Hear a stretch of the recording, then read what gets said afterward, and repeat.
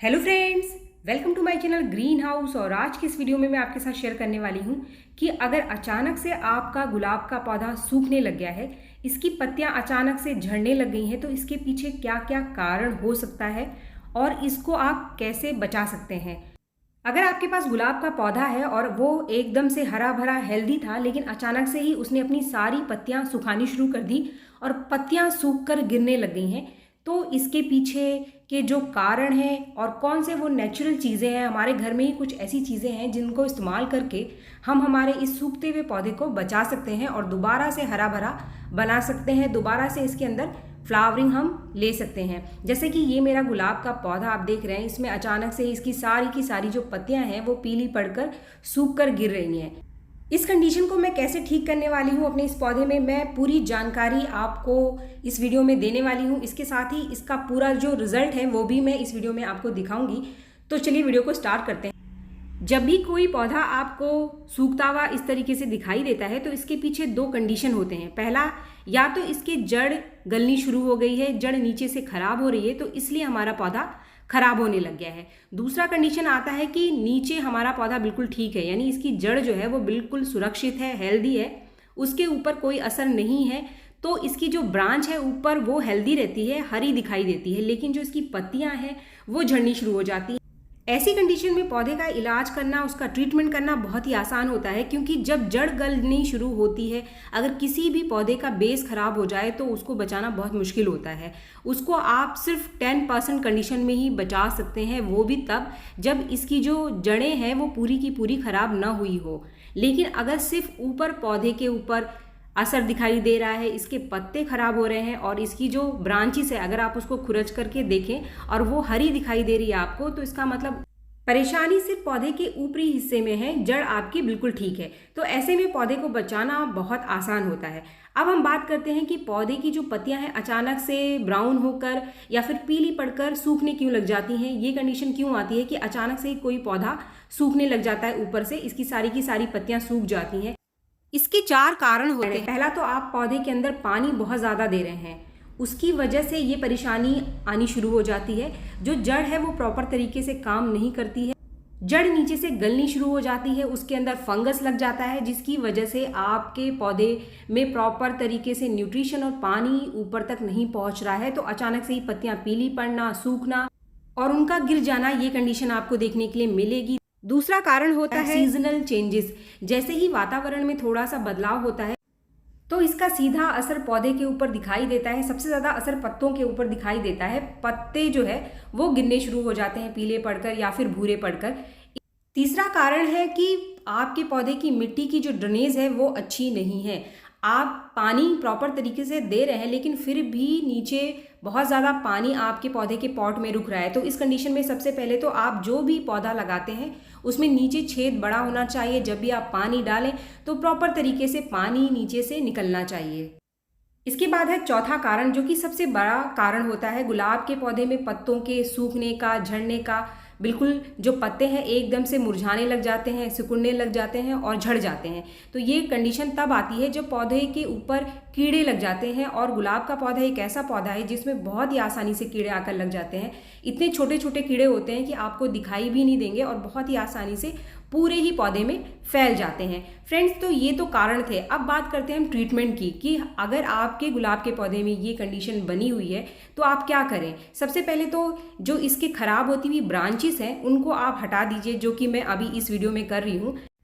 इसके साथ ही इसकी जितनी भी पत्तियां खराब हो गई हैं, पीली पड़ गई हैं, कोशिश करें कि आप ज़्यादातर पत्तों को हटा दें। गुलाब के पौधे में फंगस भी बहुत ज़्यादा लगता है, तो फंगस लगने की वजह से भी ये समस्या आती है, जो कि हमको दिखाई भी नहीं देती है।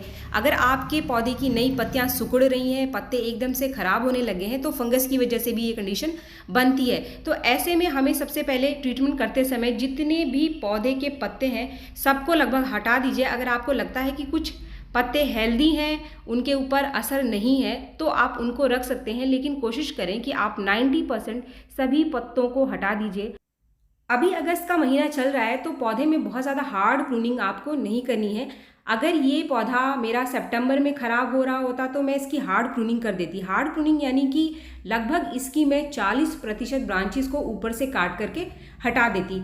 लेकिन अभी मैंने सिर्फ थोड़ी थोड़ी सी इसकी टिप प्रूनिंग करी है और इसकी लगभग सारी की सारी पत्तियों को, जितनी भी पत्तियां मैं हटा सकती हूँ इसकी, पीली पड़ती हुई, सफ़ेद, भूरी पड़ती हुई, सबको हटा दूंगी। फ्रेंड्स, इन पत्तों को हटाने से पहले जो सबसे पहला काम आपको करना था वो ये है कि पौधे की जो मिट्टी है उसको आपको पहले अच्छे से सूखने देना है। उसके बाद ही ये ट्रीटमेंट आपको करना है। आप पौधे की मिट्टी में पानी डालना बिल्कुल बंद कर दीजिए और कुछ इस तरीके से पौधे की मिट्टी को आप सूखने दें। उसके बाद आपको इसकी सारी पत्तियों को हटाना है, उसकी प्रूनिंग करनी है थोड़ी थोड़ी सी। उसके बाद तीसरे स्टेप में हम करने वाले हैं मिट्टी की अच्छे से गुड़ाई। गुड़ाई करने के बाद अगर आपके पौधे की मिट्टी फिर भी आपको लगती है कि काफ़ी गीली है तो इसको आप ऐसे ही छोड़ दीजिए। उसके अंदर कोई भी पानी आपको नहीं देना है ताकि नीचे तक आपके पौधे की मिट्टी सूख जाए। अगर इस समय आपके एरिया में बारिश हो रही है तो इस पौधे को आप शेड में रखें, इसको आप पानी के अंदर ना रखें, वरना फिर से इसकी मिट्टी गीली हो जाएगी। इसके बाद जो चौथा काम हमको करना है वो है इसके पौधे में न्यूट्रिशन देना। जड़ आपको पता है कि इसकी बिल्कुल ठीक है क्योंकि इसकी जो ब्रांचेस है वो बिल्कुल हरी दिखाई दे रही है। अगर आपके पौधे की ब्रांचेस भी काली पड़ रही है इसका मतलब समस्या आपके पौधे की जड़ के अंदर है।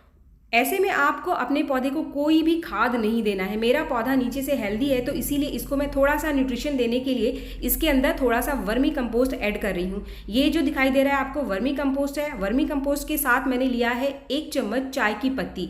ये फ्रेश चाय की पत्ती है जो कि अभी उबली हुई चाय की पत्ती नहीं है। तो इन दोनों को मिलाकर मैं अपने पौधे को दे दूंगी और इसको थोड़ा सा आपको नीचे देना है। नीचे देकर आप मिट्टी से इसको ढक दीजिए। इसके बाद है हमारा आखिरी स्टेप कि अगर पौधे के अंदर इंसेक्ट लग गए थे या फिर फंगस लग गया था तो उसको हमें ठीक कैसे करना है। हो सकता है मिट्टी के अंदर भी इसमें फंगस या फिर कीड़े लगे हों, तो इनको हमें कैसे ठीक करना है। इसके लिए हमारे पास है एक बहुत ही बढ़िया नेचुरल सा सॉल्यूशन जो कि बहुत ही आसानी से कीड़ों और फंगस दोनों को खत्म कर देगा, चाहे वो मिट्टी में है या फिर आपके पौधे की ब्रांचेस या पत्तियों पर लगा हो। इसके लिए आपको लेना है अपने घर के गार्डन से ही एलोवेरा की 1 पत्ती। आपको पता है एलोवेरा एक एंटी फंगल, एंटी इंसेक्टिसाइड है। कीड़ों के ऊपर और फंगस के ऊपर ये एक बहुत ही बढ़िया नेचुरल सोल्यूशन है। तो अगर आपके पास घर में कुछ भी नहीं है, कोई भी फंगीसाइड नहीं है और पौधा खराब होने की स्थिति में है, तो हम सिर्फ एलोवेरा जेल को पानी में घोलकर उसका इस्तेमाल भी कर सकते हैं। लेकिन आपको फ्रेश एलोवेरा को पीस कर ही उसके पानी का स्प्रे पौधे के ऊपर करना है। आप ये ना सोचें कि जो जेल हमारे घर के अंदर पड़ा हुआ है उसको आप स्प्रे कर दें, ऐसा नहीं करना है आपको। इस 1 पत्ती को मैं 1 गिलास पानी डाल करके पीस करके एक लिक्विड तैयार कर लूँगी। इसके बाद जो लिक्विड आपका तैयार होगा उसको आपको सीधे इस्तेमाल नहीं करना है, इसको पहले हमें छानना है। छानने के बाद जो पानी नीचे निकल रहा है हमें सिर्फ उसी का इस्तेमाल करना है अपने पौधे के लिए। ऊपर जो सॉलिड पार्ट बच जाता है उसको आपको फेंक देना है। छानने के बाद कुछ इस तरीके का लिक्विड आपको मिलेगा और इसको डाइल्यूट करने के बाद ही आपको अपने पौधे के अंदर इस्तेमाल करना है। हमने 1 गिलास पानी लिया था तो इसलिए यहाँ पर मैं और 2 गिलास पानी डाल करके इसको डाइल्यूट कर लूँगी, यानी कि 2 गुना पानी इसको डालकर मैंने डाइल्यूट किया। इसके बाद एक और चीज़ मैं यहाँ पर ऐड करने वाली हूँ, वो है फिटकरी। फिटकरी को इंग्लिश में हम एलम कहते हैं। इसका आपको मात्र एक छोटा सा टुकड़ा लेना है, बहुत ज़्यादा आपको नहीं लेना है। आप अगर नाप कर लेना चाहते हैं तो लगभग 1/4 चम्मच इसके पाउडर को आपको पानी में घोलना है। ये जो टुकड़ा आप देख रहे हैं इसको मैं पीस करके और जो मैंने एलोवेरा का लिक्विड तैयार किया है उसके अंदर इसको मिक्स कर लूँगी। ये एक बहुत ही बढ़िया इंसेक्टिसाइड और फंगीसाइड दोनों ही हमारे पौधे के लिए तैयार हो गया है, जो कि बहुत ही नेचुरल है, हमारे पौधे में किसी भी तरीके का हार्म नहीं करता है। काफ़ी सारे लोग कहते हैं कि मैडम हमारा पौधा जल गया, लेकिन आपने मात्रा का ध्यान नहीं रखा है, तभी आपके पौधे में ये कंडीशन बनती है। कभी भी बिना सोचे समझे किसी भी चीज़ का ज़्यादा इस्तेमाल आपको अपने पौधे के अंदर नहीं करना है। स्टार्टिंग में कोई भी चीज़ आप कम से कम रखें, जितनी भी मात्रा आपको बताई जाती है आप उसकी मात्रा उससे भी कम रखें। अब ये जो लिक्विड तैयार हो गया है इसको इस्तेमाल हमें हमारे पौधे में 2 तरीके से करना है। पहला तो सीधे हम इसको इसकी मिट्टी में डाल देंगे, डाइल्यूट करना बहुत ज़रूरी है। 1 गिलास पानी में मैंने 2 गिलास पानी डालकर डाइल्यूट किया था, आपको मैं फिर से इस बात को रिपीट कर रही हूँ। इस फर्टिलाइज़र को देने से ये फर्टिलाइज़र का काम तो करेगा ही, साथ में ये बहुत ही बढ़िया इंसेक्टिसाइड और फंगीसाइड का भी काम करेगा। तो इसी लिक्विड को आपको मिट्टी में डालने के अलावा अच्छे से स्प्रे करना है आपके पौधे के ऊपर।